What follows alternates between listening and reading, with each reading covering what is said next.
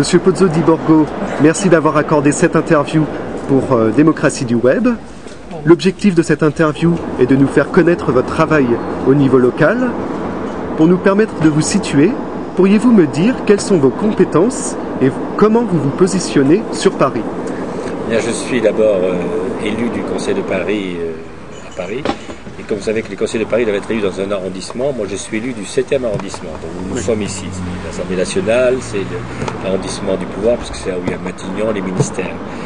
Mais le Conseil de Paris a la compétence sur l'arrondissement, c'est-à-dire qu'il est membre du conseil municipal du 7e arrondissement. Donc nous participons à la vie quotidienne de l'arrondissement, la maire étant Rachida Dati.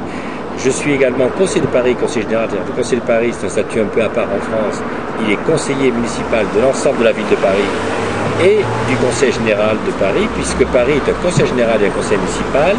Et une fois par mois, nous avons le conseil de Paris. Pendant 2 jours, nous discutons de toutes les décisions qui concernent la vie des Parisiens.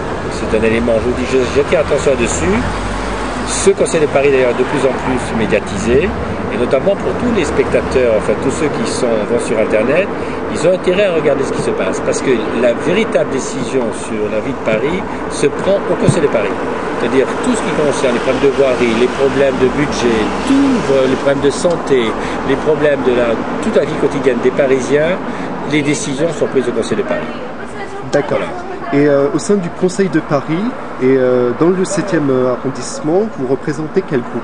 Alors moi je suis au groupe, je suis l'ancien, j'étais toujours UDF, j'étais d'abord centriste puis UDF, puis maintenant je suis Nouveau Centre. C'est-à-dire qu'au Conseil de Paris, il y a plusieurs groupes de la majorité municipale, c'est-à-dire la majorité de gauche, le groupe socialiste qui est le plus important, il y a le groupe communiste, il y a les groupes des Verts et il y a le groupe des radicaux de gauche. Et enfin exactement le groupe des MRC, pas des radicaux de gauche, c'est le chevènement. Et puis vous avez dans l'opposition deux groupes, le groupe de l'UMP et le groupe Nouveau Centre. Nous sommes 2 groupes, alors nous sommes moins importants que le groupe UMP en nombre, mais nous sommes très présents sur l'ensemble des dossiers. Regardez le Conseil de Paris, vous verrez que sur l'ensemble des dossiers, les élus du Conseil de Paris, nous avons Christian Saint-Étienne qui est un des plus grands économistes français et européen, enfin je ne veux pas dire du nom, nous avons Jean-Marie Cavada dans ce groupe-là, nous avons 6 femmes pour 3 hommes. C'est donc une présentation des femmes qui est beaucoup plus importante que les hommes. Donc on a un problème de parité. La parité s'applique là, ça doit être les hommes qui devraient dire on n'est pas assez nombreux. Et nous sommes très présents sur tous les sujets qui concernent la vie des Parisiens. Voilà. D'accord. Donc vous êtes dans l'opposition au niveau de Paris, dans le 7e arrondissement, je crois que vous faites la majorité. La majorité, donc il ne faut pas confondre. Voilà, c'est ça. Parce qu'en fait, il y a, pour que les gens qui nous regardent sur le web, cette interview comprennent bien, il y a Paris avec la capitale, qui est la municipale, la ville municipale, et Paris est divisé en 20 arrondissements.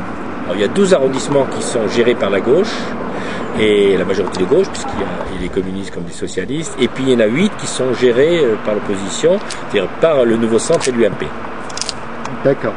Et le 7e étant un des arrondissements qui est géré par le Nouveau Centre et l'UMP, avec la maire comme Rachida Dati, en sachant que les mairies d'arrondissement n'ont pas beaucoup de pouvoir par rapport à la mairie centrale.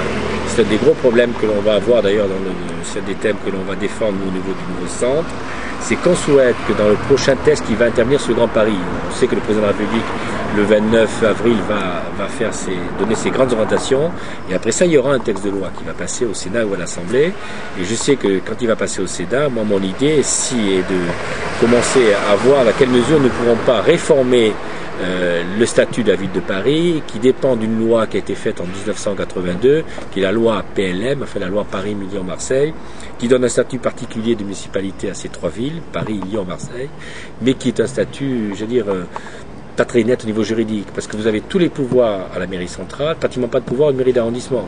Or, les mairies d'arrondissement, c'est eux qui reçoivent tous les habitants, qui reçoivent tous les électeurs, et en fait, ils ne peuvent pas régler les problèmes, parce qu'ils sont toujours obligés de s'adresser à la mairie centrale. Et la mairie centrale, en plus, quand c'est une mairie centrale qui n'est pas d'un même camp que vous, c'est très difficile pour un maire d'opposition à Paris de pouvoir vraiment gérer sa ville-là, parce qu'il n'a pratiquement pas de budget. Mais le maire d'opposition dans la ville de Paris a très peu de pouvoir, il n'a pratiquement pas de budget. Un budget, quand vous pensez qu'une ville comme que le 15e arrondissement, c'est une ville comme Bordeaux, que le 20e arrondissement est une ville qui est aussi très importante, peut-être la 20e ou la 25e ville de France, en population, mais ils ont des budgets réduits, c'est-à-dire pratiquement qui font le 1/50e du budget d'une ville normale. Et c'est évident que pour un maire d'opposition d'ailleurs, comme pour un maire de la majorité, la gestion de la mairie d'arrondissement n'est pas facile.